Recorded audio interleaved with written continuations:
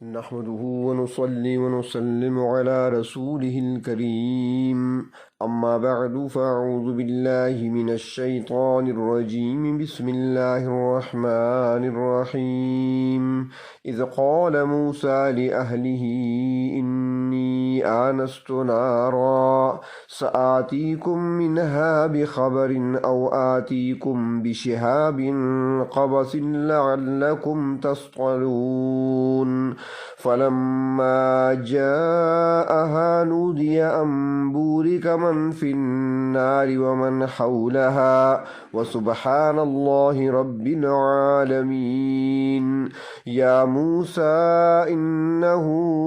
أنا الله العزيز الحكيم وألق عصاك فلما رآها تهتز كأنها جان ولا مدبرا ولم يعقب يا موسى لا تخف إني لا يخاف لدي المرسلون إلا من ظلم ثم بدل حسنا بعد سوء فإني غفور رحيم وأدخل يدك في جيبك تخرج بيضاء من غير سوء في 9 آيات إلى فرعون وقومه إنهم كانوا قوما فاسقين فلما جاءتهم آياتنا مبصرة قالوا هذا سحر مبين وجحدوا بها واستيقنتها أنفسهم ظلما وعلوا فانظر كيف كان عاقبة المفسدين صدق الله مولانا العظيم اللهم صل على سيدنا محمد وعلى آل سيدنا محمد وبارك وسلم سورة النمل کی آیت نمبر 7 تا آیت نمبر 14۔ سورة النمل کے آغاز میں قرآن پاک کی حقانیت اور صداقت کو بیان فرمایا گیا، اور پھر اس کے بعد ایمان والوں کی چند صفات کو بیان کیا۔ اب مکہ مکرمہ کے اس وقت کے مشرکین اور منکرین کو فرعون اور اس کی قوم کا واقعہ سنایا جاتا ہے کہ ان لوگوں نے حضرت موسیٰ علیہ السلام کے اہم معجزات یعنی عصا اور ید بیضاء کا انکار کیا،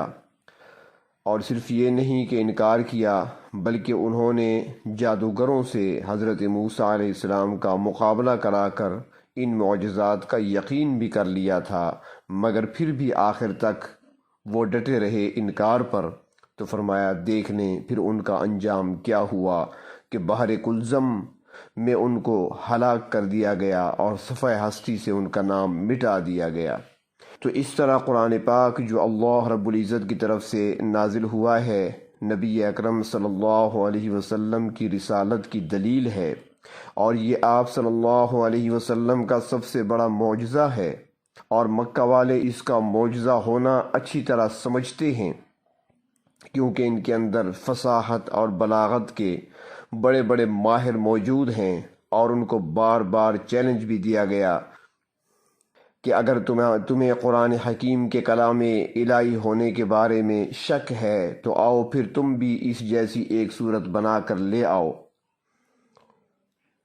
اور انہیں یہ ہار مان کر بھی یقین آ گیا کہ قرآن اللہ کا کلام ہے، مگر ظلم کی وجہ سے اور تکبر کی وجہ سے وہ انکار پہ انکار ہی کیے جا رہے ہیں۔ ارشاد فرمایا اس وقت کو دھیان میں لاؤ، اذ قال موسیٰ لأہلہ، جبکہ حضرت موسیٰ علیہ السلام نے فرمایا اپنے گھر والوں سے۔ حضرت موسیٰ علیہ السلام جب مدین سے مصر واپس تشریف لا رہے تھے، آپ کے ساتھ آپ کی زوجہ محترمہ بھی تھی، 10 سال کا عرصہ مدین میں گزار کر واپسی ہو رہی تھی۔ تو سفر کے دوران یہ واقعہ پیش آیا جس کا یہاں پہ ذکر ہے۔ قرآن پاک میں حضرت موسیٰ علیہ السلام اور فرعون کے حالات مختلف انداز سے بیان کیے گئے ہیں۔ کبھی حضرت موسیٰ علیہ السلام کی ابتدائی زندگی سے ہی آپ کے واقعے کو شروع کیا جاتا ہے، اور کبھی درمیان کی کسی بات سے۔ اس سے قبل کی صورت یعنی صورت شعراء میں حضرت موسیٰ علیہ السلام کا جو واقعہ بیان ہوا اس کو شروع کیا گیا تھا اس بات سے کہ اللہ تبارک و تعالیٰ نے فرعون کے پاس انہیں دین حق کی دعوت دے کر بھیجا۔ تو اب واقعہ شروع کیا گیا ہے کہ جب حضرت موسیٰ علیہ السلام مدین میں حضرت شعیب علیہ السلام کے پاس 10 سال کی زندگی گزار کر اپنے گھر والوں یعنی اپنی والدہ اور اپنے بھائی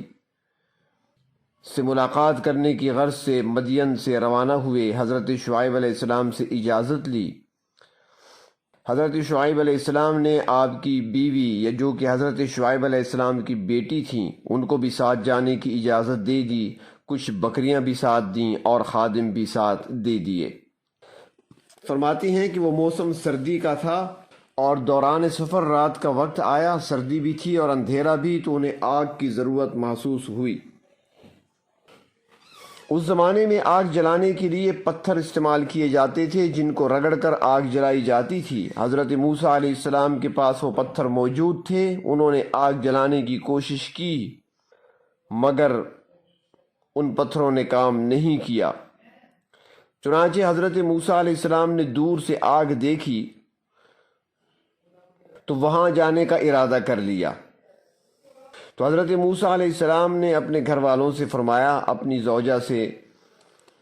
انی آنست نارا، میں نے دور آگ دیکھی ہے، لہذا تم لوگ یہیں پر ٹھہرو، سآتیکم منہا بخبر، میں وہاں سے تمہارے لیے کوئی خبر لاتا ہوں۔ حضرت موسیٰ علیہ السلام نے اس سفر کے دوران راستہ بھی ذرا مختلف اختیار کیا تھا اور یہ راستہ صحیح طور پر معلوم بھی نہیں تھا، تو آپ نے یہ سوچا کہ جہاں آگ جل رہی ہے یقیناً وہاں پر کچھ لوگ بھی ہوں گے اور ان سے معلومات کر لی جائیں گی، راستے کے بارے میں بھی معلوم کیا جا سکے گا۔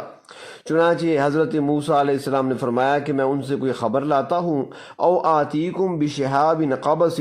یا آگ کا کوئی شعلہ سلگا کر تمہارے پاس لاتا ہوں، لعلکم تصطلون، تاکہ تم اسے سینک سکو۔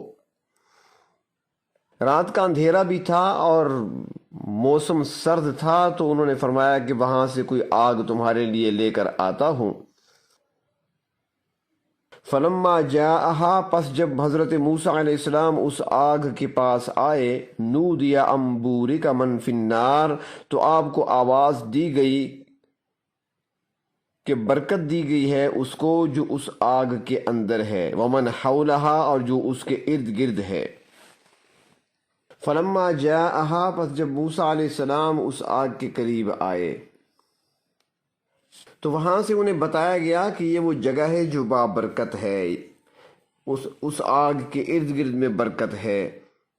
فرماتی ہیں کہ آگ کے اندر فرشتے تھے جن سے آگ ظاہر ہو رہی تھی، تو ان کے متعلق کہا گیا کہ وہ بابرکت تھے۔ اور بعض مفسرین فرماتی ہیں کہ برکت دی گئی ہے اس شخص کو جو آگ کی تلاش میں آیا ہے، اور اس سے خود حضرت موسیٰ علیہ السلام کی ذات مراد ہے، اور ویسے وہ خطہ بھی بابرکت ہے جہاں یہ آگ نظر آ رہی تھی،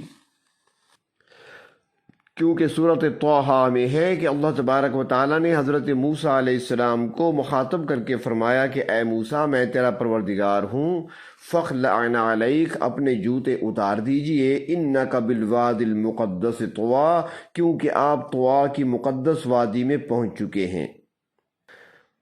جیسے مسجد میں داخل ہوتے وقت جوتے اتارے جاتے ہیں، تو وہاں پر حضرت موسیٰ علیہ السلام کو اس طرح جوتے اتارنے کا حکم دیا گیا۔ آگے فرمایا کہ وَسُبْحَانَ اللَّهِ رَبِّ الْعَالَمِينَ، اور اللہ تعالیٰ کی ذات پاک ہے جو تمام کائنات کے مربی ہیں۔ اللہ تبارک و تعالیٰ کی پاکی بھی بیان کر دی گئی کہ کہیں کوئی یہ نہ سمجھ لے کہ اللہ تبارک و تعالیٰ خود اس آگ میں حلول کر گئے تھے۔ اللہ تبارک و تعالیٰ کی ذات زمان و مکان سے پاک ہیں۔ اس کے بعد دوسری آواز سنائی دی، اللہ تبارک و تعالیٰ نے فرمایا یا موسیٰ انہو انا اللہ العزیز الحکیم، اے موسیٰ میں اللہ ہوں عزیز اور حکیم۔ اور فرماتے ہیں کہ یہ آواز بے کیف تھی، اس کی کوئی جہت نہیں تھی، بلکہ ہر ذرے ذرے سے آواز سنائی دے رہی تھی۔ ایک طرف سے نہیں بلکہ 6 اطراف سے، اوپر سے، نیچے سے، دائیں بائیں، آگے پیچھے سے۔ پھر اللہ تبارک و تعالیٰ نے حکم دیا وَأَلْقِ عَصَاكَ، اور اپنی لاٹھی کو نیچے پھینک دیں۔ حکم کی تعمیل کرتے ہوئے حضرت موسیٰ علیہ السلام نے اپنی لاٹھی جو ہاتھ میں پکڑے ہوئے تھے پھینک دی۔ فَلَمَّا رَآهَا تَهْتَزُّ كَأَنَّهَا جَانٌّ، پھر جب حضرت موسیٰ علیہ السلام نے اس کی طرف دیکھا، یعنی جو لاٹھی پھینکی اسے دیکھا، تو گویا کہ وہ سانپ تھا جو دوڑ رہا تھا، یعنی موسیٰ علیہ السلام کی وہ لاٹھی سانپ کا روپ دھار چکی تھی۔ تو یہ دیکھ کر وَلَّا مُدْبِرًا، موسیٰ علیہ السلام پشت پھیر کر بھاگے، وَلَمْ يُعَقِّبْ، اور آپ نے پیچھے پلٹ کر بھی نہ دیکھا، خوف زدہ ہو گئے۔ تو اللہ تبارک و تعالیٰ نے جب دیکھا حضرت موسیٰ علیہ السلام کی تشویش کو، تو فرمایا یا موسیٰ لا تخف، اے موسیٰ علیہ السلام آپ خوف نہ کھائیں، کیونکہ انی لا یخاف لدی المرسلون، میرے پاک رسول خوف نہیں کھاتے۔ اللہ کے رسول اللہ تبارک و تعالیٰ کے قرب کے مقام میں ہوتے ہیں، اور ان پر انس ہوتا ہے، وحشت نہیں ہوا کرتی، اور وہ ڈرتے نہیں ہیں الا من ظلم، مگر جس سے کوئی لغزش ہو گئی ہو۔ ثم بدل حسنا بعد سوء، پھر اس نے اس کو اچھائی میں بدل لیا ہو برائی کے بعد، فإنی غفور الرحیم، تو میں اس کو معاف کرنے والا اور بہت مہربان ہوں۔ فرماتے ہیں کہ اس میں ایک لطیف اشارہ ہے کہ حضرت موسیٰ علیہ السلام سے ایک لغزش ہو گئی تھی کہ ان کے ہاتھوں سے قبطی قتل ہو گیا تھا، ایک فرعونی شخص ان کے ہاتھوں مارا گیا تھا۔ اس کے مارنے یا قتل کرنے کا کوئی ارادہ تو نہیں تھا حضرت موسیٰ علیہ السلام کا، بلکہ آپ تو اپنے ایک قومی بھائی کی مدد کرنا چاہتے تھے اور اس کو ڈرانا چاہتے تھے۔ یہ اور بات ہے کہ حضرت موسیٰ علیہ السلام کے مکے کو برداشت نہ کر سکا اور اس کی موت واقع ہو گئی، تو ان کے ہاتھوں وہ قتل ہو گیا اور یہ لغزش ہو گئی۔ تو پھر حضرت موسیٰ علیہ السلام نے اللہ رب العزت سے معافی کی درخواست کی، تو اللہ رب العزت نے معاف بھی کر دیا، اور حضرت موسیٰ علیہ السلام کو نبوت و رسالت سے سرفراز بھی فرمایا۔ مفسرین اکرام فرماتے ہیں کہ خوف کی 2 قسمیں ہیں، ایک خوف خالق کی طرف سے اور دوسرا مخلوق کی طرف سے۔ اگر خوف اللہ رب العزت کی طرف سے ہو تو نبی کو بھی ڈرنا چاہیے۔ لاٹھی کا سانپ بن جانا یہ اللہ کی طرف سے تھا، لہٰذا حضرت موسیٰ علیہ السلام کا خوف کھانا درست تھا۔ جیسا کہ حدیث شریف میں آتا ہے، نبی اکرم صلی اللہ علیہ وسلم جب دیکھتے کہ بادل چھا گئے تو آپ خوف زدہ ہو جاتے، اور ایسی خوف زدگی ہوتی کہ کبھی اندر تشریف لاتے، کبھی باہر تشریف لے جاتے۔ جب تک بارش نہیں ہو جاتی تھی آپ چین سے نہیں بیٹھتے تھے۔ آپ فرمایا کرتے تھے کہ بادل کی آمد اللہ کی طرف سے ہوتی ہے، اور میں خوف کھاتا ہوں کہ کہیں یہ ویسے ہی بادل نہ ہوں جیسے قوم عاد پر آئے تھے اور ان کو ہلاک کر دیا تھا۔ حضرت ابراہیم علیہ السلام کو جب آگ میں پھینکا جانے لگا تو حضرت ابراہیم علیہ السلام بالکل خوف زدہ نہیں ہوئے، کیونکہ یہ خوف مخلوق کی طرف سے تھا۔ تو مخلوق کی طرف سے انبیاء علیہ السلام خوف نہیں کھایا کرتے۔ تو اللہ تبارک و تعالیٰ نے حضرت موسیٰ علیہ السلام سے فرمایا کہ آپ خوف نہ کھائیں، کیونکہ میرے ہاں جو رسول ہوتے ہیں وہ خوف نہیں کھاتے۔ پہلا معجزہ یہ ظاہر ہوا، عصا کو، لاٹھی کو پھینکا گیا اور سانپ بن کر دوڑنے لگی، اور دوسرا معجزہ اللہ تبارک و تعالیٰ نے وہاں پر یہ ظاہر فرمایا کہ حضرت موسیٰ علیہ السلام کو حکم دیا وَأَدْخِلْ يَدَكَ فِي جَيْبِكَ، اپنے ہاتھ کو اپنی بغل میں دباؤ، تخرج بیضاء، یہ سفید ہو کر نکلے گا، اور ایسا سفید بھی نہیں ہوگا جس طرح کے برس کے مریضوں کا ہوتا ہے۔ فرمایا بلکہ ایسا ہوگا من غیر سوء، اس میں کسی قسم کی برائی یا خرابی نہیں ہوگی، بلکہ معجزانہ طور پر سورج کی طرح چمکتا ہوا ہوگا۔ فرمایا فی 9 آیات الی فرعون وقومہ، یہ ان 9 نشانیوں میں سے ہیں جو حضرت موسیٰ علیہ السلام کو فرعون اور اس کی قوم کی طرف دی گئیں۔ ان 2 نشانیوں کے علاوہ حضرت موسیٰ علیہ السلام کو 7 مزید نشانیاں بھی، یعنی 7 مزید معجزات بھی اللہ رب العزت نے عطا فرمائے، جن کا تذکرہ سورۃ اعراف میں گزر چکا ہے۔ تو فرمایا کہ یہ نشانیاں لے کر فرعون کے پاس اور اس کی قوم کے پاس آپ جائیں، انہم کانوا قوما فاسقین، وہ بڑے نافرمان لوگ ہیں، حد سے گزرنے والے ہیں۔ یہاں پر واقعوں کو مختصر طور پر بیان کیا جا رہا ہے، ورنہ سورۃ شعراء میں، سورۃ طٰہٰ اور اعراف میں واقعات گزر چکے ہیں حضرت موسیٰ علیہ السلام کے۔ وہاں پہ ہے کہ حضرت موسیٰ علیہ السلام نے اپنے بھائی حضرت ہارون علیہ السلام کی معیت کا بھی ذکر فرمایا تھا، درخواست کی تھی اللہ کی بارگاہ میں، اللہ رب العزت نے اس درخواست کو قبول کر لیا تھا اور حضرت ہارون علیہ السلام کو بھی نبوت سے سرفراز فرمایا، مگر یہاں پر واقعات کو مختصر بیان کیا جا رہا ہے۔ ارشاد فرمایا فلما جاءتهم آیاتنا مبصرہ، جب فرعون اور اس کی قوم کے پاس ہماری بصیرت والی نشانیاں آ گئیں۔ بصارت آنکھ کی روشنی کو کہا جاتا ہے، جبکہ بصیرت دل کی روشنی کو کہتے ہیں۔ قرآنی آیات کو بصائر کہا جاتا ہے کہ یہ دلوں میں روشنی پیدا کرتی ہیں۔ تو جب یہ نشانیاں لے کر فرعون کے پاس آئے، قالوا ھذا سحر مبین، تو وہ کہنے لگے کہ یہ تو کھلا جادو ہے۔ فرعون اور اس کی قوم نے حضرت موسیٰ علیہ السلام کی نبوت کو تسلیم کرنے سے انکار کر دیا اور ان کے معجزات کو دیکھ کر ان معجزات کو جادو سے تعبیر کیا، اور پھر جادوگروں سے مقابلہ بھی کرایا گیا۔ مقابلہ ہار جانے کے باوجود اور معجزات کے سامنے کھل کر آ جانے کے باوجود اور یقین کر لینے کے باوجود بھی وہ اپنی ضد اور ہٹ دھرمی پر قائم رہے۔ تو اللہ تعالیٰ فرماتے ہیں وَجَحَدُوا بِهَا، ان معجزات کا انکار کر دیا۔ پہلے گزر چکا ہے تفصیل کے ساتھ کہ یہ انکار کیوں کرتے تھے، وہ تکبر کی وجہ سے کرتے تھے، اور فرعون کہا کرتا تھا کہ یہ ہماری سلطنت ہم سے چھیننا چاہتے ہیں، ہم ایسا نہیں ہونے دیں گے، ہم انہیں قید کر دیں گے یا جان سے مار ڈالیں گے۔ تو وہ ظلم اور تکبر کی باتیں کر رہے تھے،